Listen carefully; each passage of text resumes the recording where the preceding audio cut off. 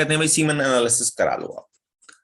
तो जब हम सीमन एनालिसिस करा लेते हैं तो उस रिपोर्ट का इंटरप्रिटेशन जो है अकॉर्डिंग टू आयुर्वेदा कैसा हो, उस पर हम बात करेंगे आज।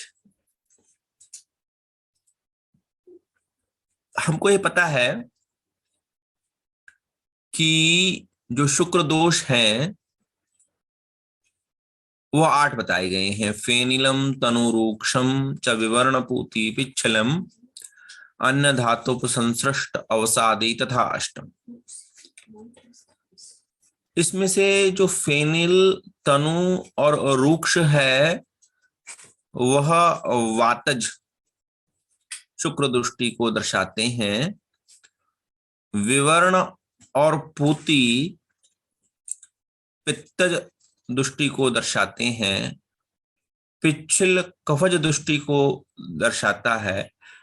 अन्य धातुप संसृष्ट, अब ये जो अन्य धातुप संसृष्ट है यूजुअली क्या होता है कि इसका मतलब ये है कि अन्य धातु की उपस्थिति आपको क्या उसमें दिखाई दे रही है।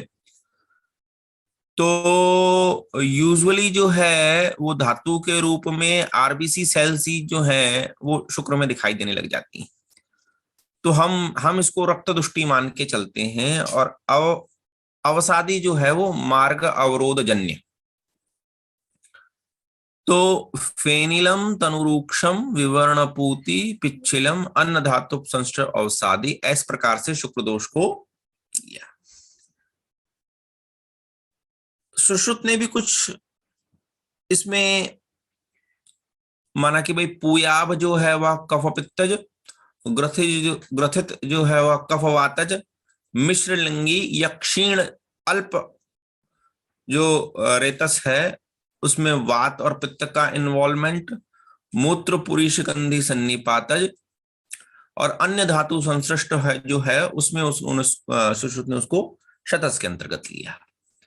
तो इस प्रकार से हम अकॉर्डिंग टू किस प्रकार से शुक्र दृष्टि दी हुई है उसको देख लेते हैं। जो शुक्र विकृति का प्रकार है वह 2 प्रकार से देखी जाती है। एक तो वीर्य क्षयज विकृति, यानी कि आपका जो सीमन है वह कम हो गया है ना, उसकी मतलब वह शुक्र धातु जो है वह क्षय की स्थिति में है। इस अवस्था में हम वाजीकरण व रसायन का प्रयोग करते हैं। परंतु जब किसी दोष से विकृत हो तब हम क्या करते हैं वीर दोषज प्रकृति में कि शोधन के पश्चात रसायन व वाजीकरण का, शोधन के पश्चात रसायन और वाजीकरण का प्रयोग करते हैं। मात्र क्षयज है, यानी कि आपका जो सेमिनल फ्लूइड है वो कम आ रहा है परंतु उसमें किसी और प्रकार की दृष्टि आपको नहीं दिखाई दे रही, तो आप सीधा जो है वो वाजीकरण व रसायन का प्रयोग शुरू कीजिए। परंतु यदि आपको ऐसा लगता है कि भाई जो वीर है उसमें वातज पित्तज कफज वात पित्तज वात कफज, यानी कि अगर वो आपको कहे जी कि मुझे तो यूरिन जो है उसमें जलन के साथ आता है, या कोई कहे कि भाई बहुत ही स्टिकी आता है, या कोई ये कहे कि भाई टुकड़े से गिरते हैं, ग्रथित आता है, तो उस प्रकार की स्थिति में हम जो है वो सीधा यदि शुरू कर देते हैं रसायन वाजीकरण तो वह दृष्टि को और बिगाड़ देने वाला है। तो हमें क्या करना है, उस अवस्था में हमें पहले आप शोधन दीजिए और फिर रसायन और वाजीकरण दीजिए।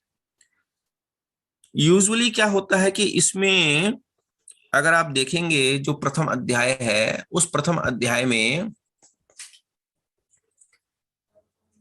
जो रसायन अध्याय है उसमें भी चरक ने संशोधन चूर्ण जो है वो पहले दे रखा है।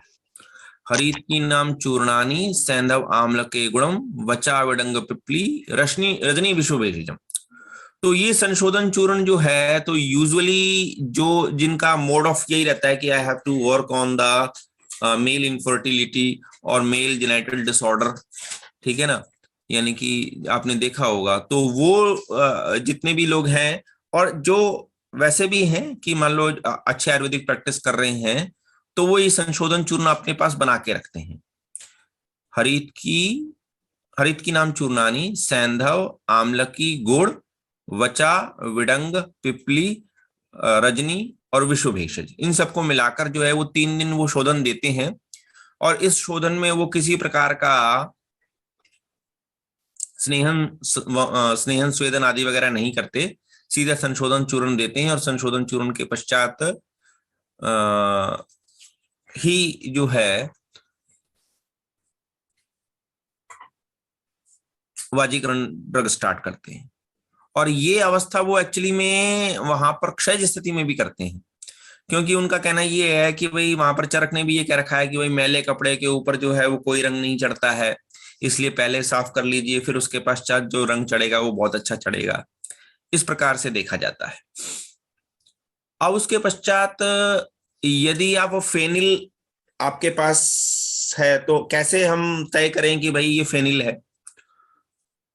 तो आपको करना तो नहीं है, लेकिन फिर भी अगर हम उसको ये देखें कि भाई एक ट्यूब ले लीजिए, ट्यूब में सीमन को पुट ऑन कर दीजिए और 30 सेकंड तक जो है उसमें एयर बबलर के द्वारा उसको कीजिए।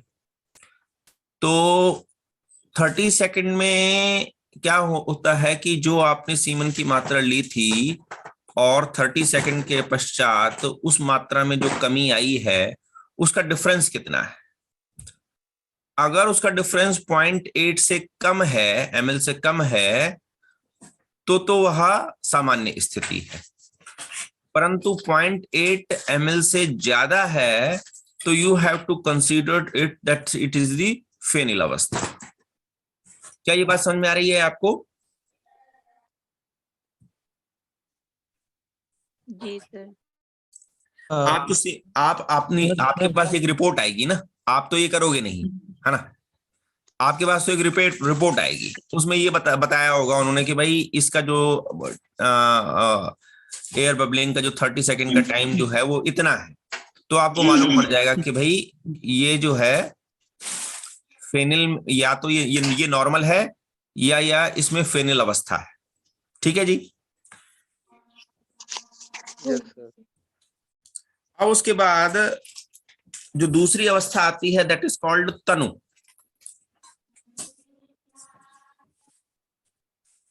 तो अगर लिक्विफिकेशन टाइम जो है वो 30 मिनट से नीचे है ना, मतलब 30 मिनट्स जो है वो liquefaction 30 minutes is more than liquefaction time, तो वह तनुत्व की स्थिति में आएगा। अब एक तो कई बार क्या होता है कि आपके पास रिपोर्ट भले ही नहीं आई, रोगी बता देता है कि मेरा जो स्पर्म है या जो मेरा वीर है उसमें गाढ़ापन नहीं है डॉक्टर साहब। एक तो हम इससे तनुत्व की स्थिति पता कर लेंगे। नंबर 2 कि अगर स्पर्म काउंट लो है वह भी तनुत्व की स्थिति में आ जाता है। तीसरा हम लिक्विफिकेशन टाइम देखते हैं, यदि वो लेस देन 30 मिनट है तो वह भी तनुत्व की स्थिति में आ जाता है। ठीक है जी। इसको एनालिसिस करने का तात्पर्य क्या है मैं अभी आपको बताऊंगा। कि मान लीजिए कि जो इनका चिकित्सा सूत्र है, जो फेनिल का चिकित्सा सूत्र है वो भले ही वात दूषित है तो उसमें हम निरुवर अनुवासन देंगे। फेनिल में आप जो है वो सीधा जो है वाजीकरण योग का प्रयोग कर सकते हो, परंतु तनु की अवस्था में आपको क्या करना होगा, पहले वातज योनिहर योग का प्रयोग करना होगा और उसके पश्चात जो है वो वाजीकरण योग का प्रयोग करना होगा। इसके बारे में भी हम विस्तृत चर्चा करेंगे, लेकिन मैं इसलिए बता रहा हूं कि जो फेनिल, तनु आदि जो वातज लक्षण आए हैं उनको हमको एक तो उसका एनालिसिस जो आपके पास रिपोर्ट है उसके अनुसार करके और फिर आपका जो चिकित्सा सूत्र है वो बदल जाएगा। मैं आपको कई स्पर्मोग्राम जो है उसकी चर्चा करेंगे हम। और उस परमोग्राम में मैं आपको बताऊंगा कि भाई ओलिगोजूस्पर्मिया का ही केस है, परंतु ओलिगोजूस्पर्मिया के केस में भी कहीं पर वो ग्रोथित की वजह से है, कहीं तनत्व की वजह से है, कहीं फेनिलत्व की वजह से है, और वहां पर आपका मेडिकेशन जो है वो चेंज हो जाता है। ये बात समझ रहे हैं आप कि नहीं समझ रहे? हाँ जी सर। ठीक है। रुक्ष, अगर पीएच जो है वह मोर देन 8.5 है, अगर पीएच जो है वो मोर देन 8.5 है तो वह रुक्ष के अंतर्गत आएगी। ये बात समझ रहे हैं आप? ओके। अब रुक्ष जो है, अब हमको क्या है यहाँ पर एक बात और थोड़ी सी सोचनी पड़ेगी, थोड़ा सा दिमाग खोलना पड़ेगा। यूजुअली क्या करते हैं कि जब हम रुक्ष गुण को पढ़ रहे होते हैं तो हमको ये बताया गया गुरु मंद हिम स्निग्ध श्लक्ष सान्द मृदु स्थरा गुना ससु विंशदा विंशति स विप्रया। यहाँ पर विपरीत बताने का कारण ये था कि एक गुण जब अपनी वृद्धि को प्राप्त हो रहा है तो साइमल्टेनियसली स्निग्ध गुण पर भी इफेक्ट आ रहा है।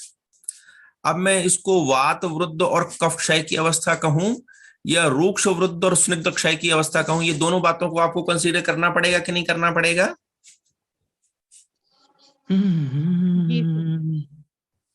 सर एक बार रिपीट करिए प्लीज। देखिए, यूजुअली हम क्या करते हैं कि मान लीजिए कि आपको ये समझाया गया है ना, 10 ही गुण दिए ना उन्होंने, 20 गुण बताया कि इसके विपरीत 20 गुण हैं।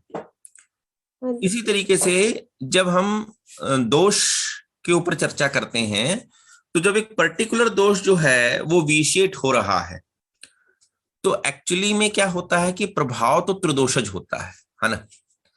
मान लीजिए कि एक दोष पर जो इफेक्ट आ रहा है तो उसका जो विपरीत गुण वाला दोष है उस पर भी इफेक्ट आ रहा हो। अब जब मैंने ये अवस्था आपको बतलाई कि पीएच 8.5 है तो यह रुक्ष मोर देन 8.5 है तो यह रुक्ष की स्थिति में गिन लेना आप, ठीक है। तो जब ये आप गिन लेना तो जब मैं कह रहा हूं कि रुक्ष अधिक, इसका मतलब ये है कि स्निग्धता कम है, वात आधिक्य है और कफ क्षय की अवस्था है, ये बात समझनी पड़ेगी हमको और उसके आधार पर ही ट्रीटमेंट करना पड़ेगा, ठीक है। हाँ जी हाँ जी। अब जो शुक्र है उसमें जो उसका वर्ण बताया गया है वो बताया गया कि भाई वो जो फिटकरी के समान जो है, जो एलम है, ये जो फिटकरी है, जो स्फटिक है, उसके आभम के समान होता है, ये शुद्ध शुक्र का लक्षण है। इसके अलावा जो भी लक्षण आएगा वह विवरणता के अंतर्गत गिना जाएगा। पूती पुय जो पुट्रिफाइड फाउल स्मेल ऑफ सीमेन आ रही है ये तो रोगी ही आपको बता देगा, लेकिन अगर जो सीमेन है उसकी रिपोर्ट बता रही है कि उसमें पस सेल्स जो हैं वो बहुत ज्यादा हैं और पस सेल्स जो हैं वो नॉर्मल लिमिट जो है उसकी वो है 5 पर HPF, अगर वो उससे पस सेल्स ज्यादा हैं तो it considered that belongs to पूती एंड पोय दुष्टि। और यहाँ पर जो है वो हमको पित्त शामक चिकित्सा करनी पड़ेगी। विरेचन देने के पश्चात ही जो है जब हम पित्त शामक की चिकित्सा करते हैं तब वह फ्रूटफुल होती है और इस प्रकार से उसको देखना चाहिए, ठीक है जी। ये बात समझ में आ रही है? जी सर। ठीक है ना। अब इसमें भी क्या होता है कि मान लीजिए विवरण था और पूती पोय था, तो इसमें अप्रोच क्या रहती है कि आपको सबसे पहले क्या करना पड़ेगा कि आपने जो पित्त जो दूषित था उसका रेचन किया, रेचन करने के पश्चात आपको अभया आम्ल की रसायन चलाने को कहा गया, उसके पश्चात वाजीकरण योग चलाने को कहा गया और उसके पश्चात पित्तज योनि हर योग प्रयोग करने को कहा गया, ठीक है ना। तब जाकर जो है वो पस सेल्स, अदरवाइज क्या होता है कि यूजुअली अगर आप देखोगे, मैंने ये देखा है कि अगर आप चंद्रप्रभावटी और चंदनासव देते हैं, ठीक है, ये चंद्रकला रस और चंदनासव देते हैं, तो वो क्या करता है कि वो पित्त दुष्टि को दूर करके, आपने एक दिन रिपोर्ट कराई, 10 दिन 15 दिन देने के बाद पसस जो है वो खत्म हो गई, पर रोगी 21 दिन या 20 दिन के बाद फिर आपके पास कहेगा कि डॉक्टर साहब ये तो फिर आ गई। ऐसा आपको रिकरेंट स्टेज में मिलेगा। तो क्या करना पड़ेगा आपको, क्योंकि प्रकृति स्थापन तक ले जाना पड़ेगा उसको, कि भाई जो अभी तो आप क्या करते हो कि भाई आपने फ्लश आउट कर दिया एक बार, आपको विरेचन योग देना है। विरेचन योग देने के पश्चात अभया आम्ल की रसायन का प्रयोग कराना है। अभया आम्ल की रसायन का प्रयोग कराने के पश्चात फिर वाजीकरण और योग, और वाजीकरण योग का प्रयोग करने के पश्चात, ये चरक का चिकित्सा सूत्र है, पित्तज योनि हर जो है वो योग आपको प्रयोग करना पड़ेगा।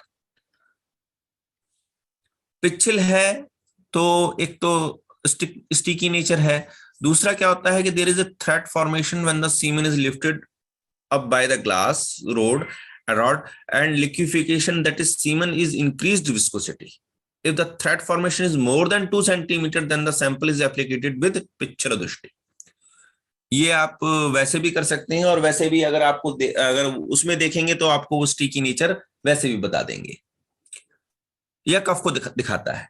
अब जब कफ दृष्टि आ जाती है तब क्या करना पड़ता है हमको, कि आप रोगी को या तो रूक्षण स्थिति में ले जाइए, दूसरा फिर उसके पश्चात जैसे कि विवरण और पूती अवस्था में हमने क्या किया था, अभय आम्ल की रसायन का प्रयोग किया था, यहां पर हमको पिपली रसायन का प्रयोग करना पड़ेगा। पिपली रसायन के बाद फिर भल्लातक रसायन का प्रयोग करना पड़ेगा। भल्लातक रसायन और लोह रसायन के मतलब भल्लातक और लोह का मिश्रण देना पड़ेगा, और भल्लातक और लोह मिश्रण देने के पश्चात त्रिफला रसायन का प्रयोग करना पड़ेगा, और अंततः जो है वो कफज योनि हर योग का प्रयोग करना पड़ेगा। तब जाकर जो है वो पिच्छलता नष्ट होती है। चरक ने इसको विश्व रूप द्रव्यम कहा है शुक्र को। देखिए क्या है कि इस बात को आपको अच्छी तरह से समझ लेना है कि शुक्र को केवल काम का साधन ना समझा जाए। If you want to repair meniscus, if you want to make new ligament, you have to work on शुक्र धातु। अगर हमारे पास कोई टीयर का पेशेंट, लिगामेंट टीयर का पेशेंट आता है, या हमारे पास कोई मेनिस्कस टीयर का प्रयोग पेशेंट आता है, तो कोई भी चीज अगर नई बनानी है तो you have to work on शुक्र धातु। जैसे कि मान लीजिए कि हम एंकाइलोजिंग स्पॉन्डिलोसिस के पेशेंट में निराम अवस्था में लाकर उसमें नारसिंग चूर्ण का प्रयोग करते हैं या नारसिंग धृत का प्रयोग करते हैं। उसका रीजन ये है कि अगर आपको कोई भी चीज नई बनानी है तो आपको शुक्र धातु पर कार्य करना पड़ेगा। ये बात समझ रहे हैं आप? है ना? कायाकल्प की स्थिति ला रहे हैं ना आप। तो केवल आप ये मत समझिए कि भाई काम की दृष्टि से कोई आपके पास प्रीमैच्योर इजैकुलेशन आ रहा है तो ही मेरी दृष्टि जो है उधर जा रही है। आपको अगर कोई भी चीज, मान लीजिए कि जो स्पाइन में अगर आपको न्यू फॉर्मेशंस करनी है, जो इंटरवर्टिबल डिस्क है उसका फॉर्मेशन करना है, तो वो होता है।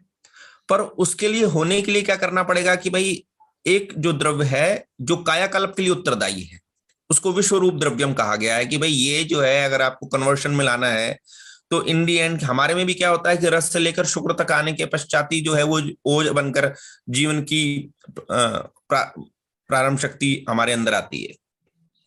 और ये शुक्र क्या करता है, इसको एक उदाहरण से और समझिए जो आपको बहुत क्लियर हो जाएगा कि ये शुक्र जब आप योनि में डालते हैं तो मात्र यह एक जो शुक्र है वो आप जैसा ही जीव जो है वो पूर्ण रूप जैसा, जिसकी आपकी जैसी आदतें होंगी, आप जैसी शक्ल होगी, आप जैसी हरकतें होंगी, वो किसी और के गर्भाशय में जाकर उत्पन्न कर देता है। ये बात तो समझते हैं आप? यानी कि उस शुक्र में आप जैसा ही एक नया जीव, इसलिए उसको चरक ने क्या कहा कि भाई सृष्टि रूप द्रव्यम, विश्व रूप द्रव्यम, एक नया ही द्रव्य बना देता है वो।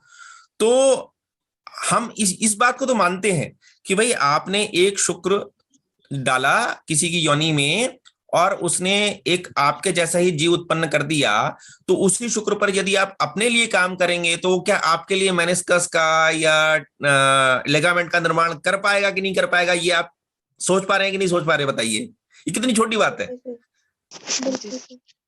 है ना भाई? उसमें तो वो तो आपकी जैसी मतलब उसमें इतनी ताकत है कि वो आप जैसी एक एंटिटी बना देता है। तो अगर आप शुक्र द्रव्यों का प्रयोग करके, वेणी माधव शास्त्री ने इस पर आठ उस पर लिखा, मैं उस पर बाद में चर्चा करूंगा, पर उन्होंने क्या कहा कि भाई सिंपल सी बात है कि अगर आपको कोई भी चीज नहीं बनानी, कुछ भी खत्म हो गया, तो वह वाजीकारक और रासायनिक द्रव्यों से ही, क्योंकि उसका कारण क्या है, प्रकृति स्थापनम हितम, है ना? प्रकृति का स्थापन जो है वह रसायन और वाजीकरण द्रव्यों के द्वारा होता है। ये बात आपको समझनी होगी।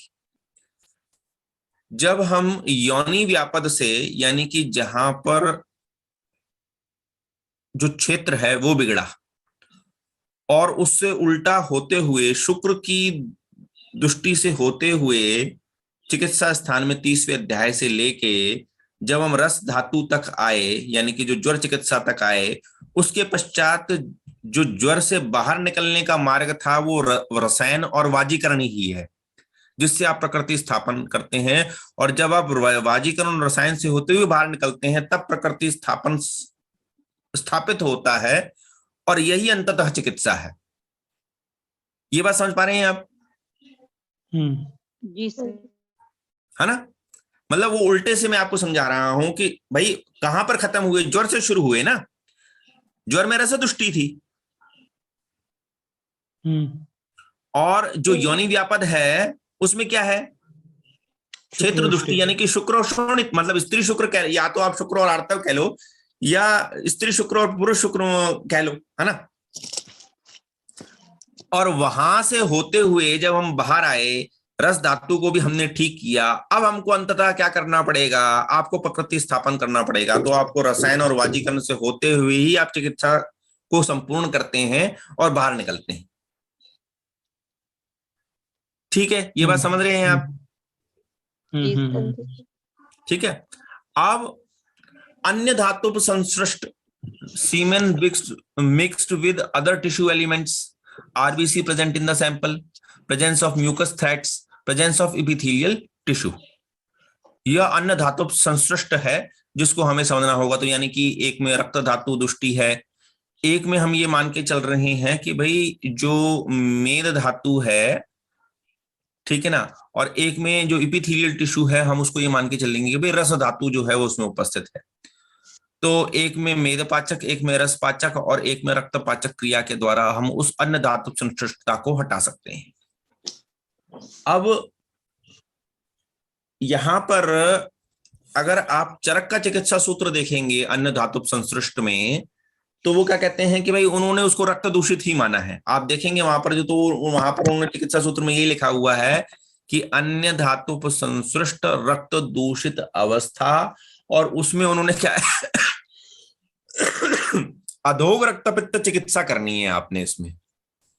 ये मैं नहीं कह रहा हूं, ये चरक ने कहा है 30वें अध्याय में कि अधोग रक्तपित्त चिकित्सा करने के पश्चात योग चला लीजिए, जैसे कि वासा का योग बताया हुआ है, हीबर आदि उत्पलादि पे बताया हुआ है, ठीक है ना, चंदन किरात तिक्तादि योग बता रखा है, ठीक है। तो ये सारे कौन से हैं? ये अधोग रक्तपित्त हर योग हैं, और ये अधोग रक्तपित्त हर योग को यूज करने के पश्चात जो है क्या कहा गया है कि वाजीकर योग का प्रयोग करना। समझ में आई आपको ये बात? तो उसके पश्चात जो अवसादी है उसको हम यूजुअली क्या देखेंगे कि भाई जो मोबिलिटी ऑफ द स्पर्म है उससे देखा जाता है कि भाई स्पर्म मोबिलिटी कितनी है।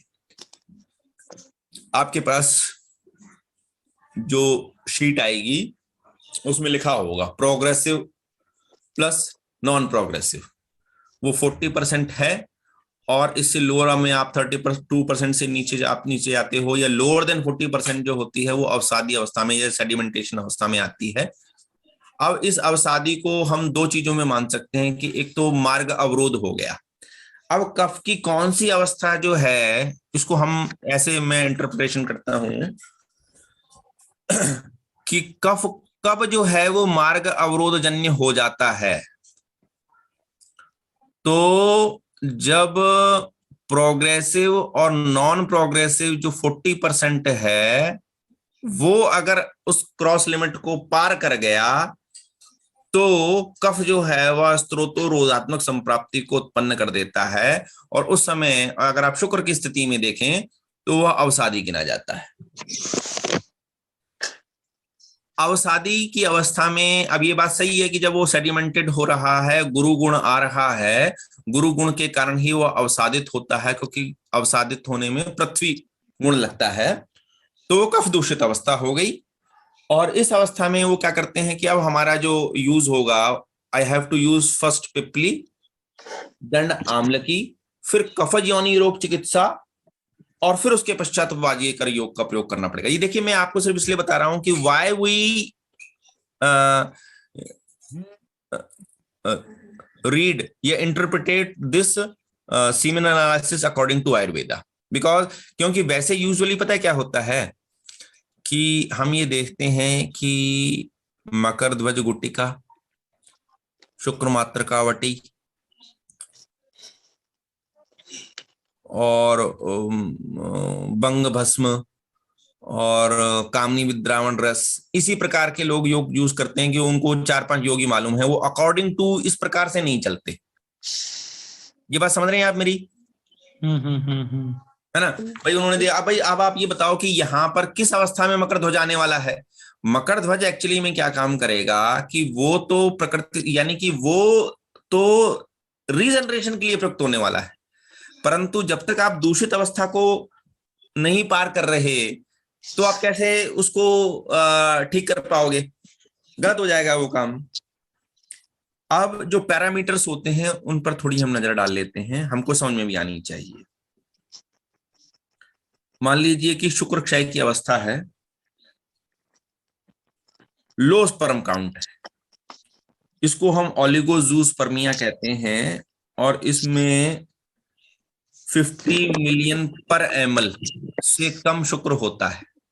ठीक है,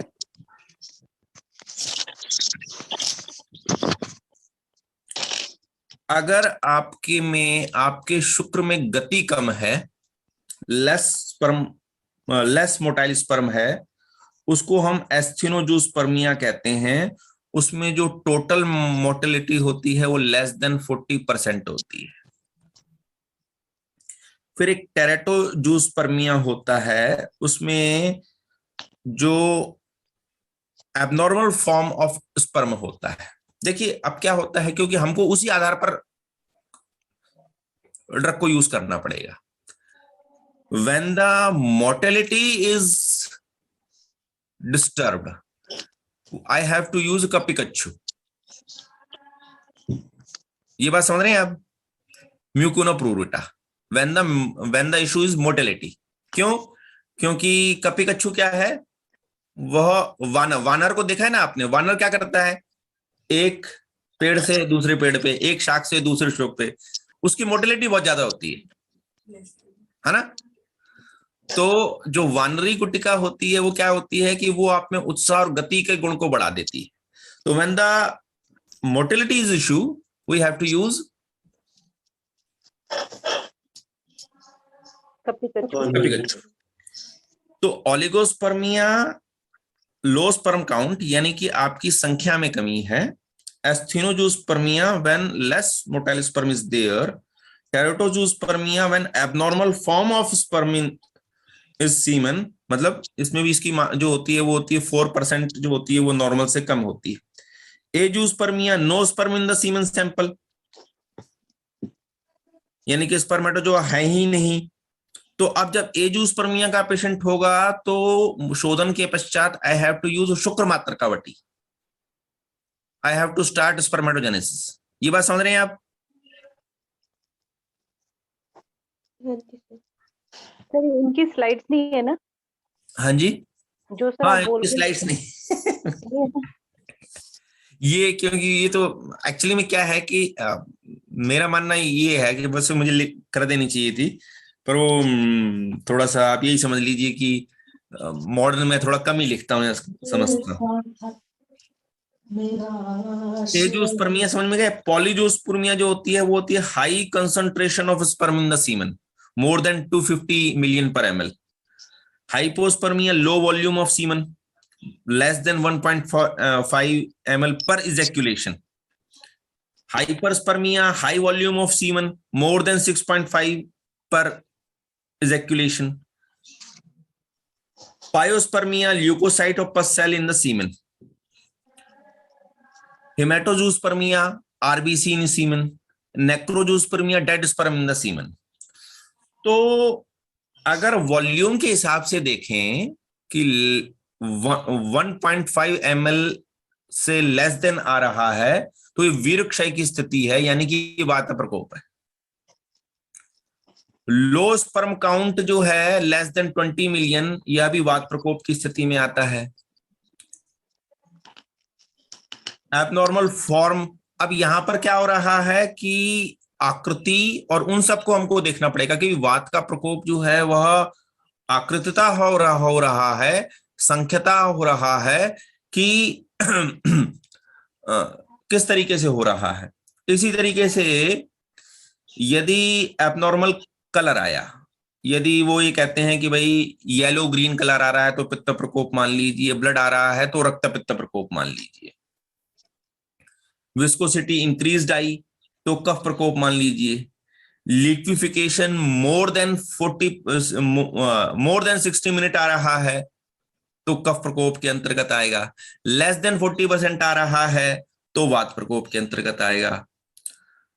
एजूस्पर्मिया जो होती है वो नो स्पर्म इन एजैकुलेशन, तो यह मार्ग अवरोध या सहज व्याधि के अंतर्गत आप रख लेंगे। नेक्रोजोस्पर्मिया आया तो वह वात पित्त प्रकोप के अंतर्गत रखेंगे। और यदि acidic pH blockage in seminal vesicle आया तो हम उसको अम्लधर्मिता पित्त प्रकोप के अंतर्गत रखेंगे। इस प्रकार से हमें सीमन एनालिसिस को देखना है। अब हम इसकी चिकित्सा को किस तरह से देखें, मैं आपको कुछ स्पर्मोग्राम दिखाऊंगा जो हमने देखे, और उसके आधार पर हमने ड्रग की चॉइस किस प्रकार से की, वो जो है वो हम नेक्स्ट लेक्चर में देख लेंगे। ठीक है जी। हाँ जी सर।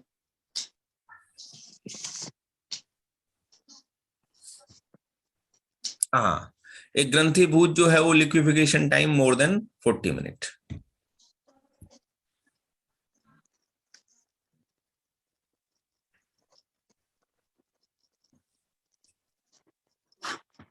कोई सवाल हो आपको पूछना हो तो आप डाल दीजिए, मैं उसका जवाब दे दूंगा।